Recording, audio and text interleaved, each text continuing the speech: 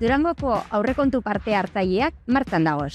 Una oportunidad única para que todas y todos juntos decidamos sobre el futuro de nuestro municipio. Herritar bakoitzak ahotsa dauka gure herria eta egunerokotasuna hobetuko daben proiektuak proposatu eta bozkateko. Herritarrei ahotsa eman guztion artean gure herria hobetzeko. Ya son numerosos los proyectos que han surgido de las ideas de nuestros vecinos y vecinas y que el Ayuntamiento ha desarrollado. Zebrabideetan okpetu detektagailuak instalatu doguz, se han creado nuevos bidegorris, zuhaitzak landatzeko kanpaina burutu dugu, en el Parque Ibaizabal se ha creado el Parque de Calistenia, herriko parke eta txintzaunak hobetu doguz, Eta lanean dihardugu. Gurutxaga iturria konpontzeko, dar continuidad al itinerario peatonal de Fauste kalea, bizikleta garbitzeko gunea sortuko da San Fauston, dar usos sociales y culturales a la ermita de Madalena, trenbidearen bide zaharra errecuperatuko dugu, o crearemos huertos urbanos.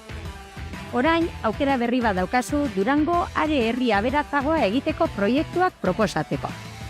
Si tienes más de 16 años o representas a una asociación, puedes realizar propuestas hasta el 19 de mayo sobre Durango, juventud y personas mayores. Zuk proposatu eta guk gauzatu egingo dugu. Participa, tu opinión cuenta y construye. Zurekin. Contigo.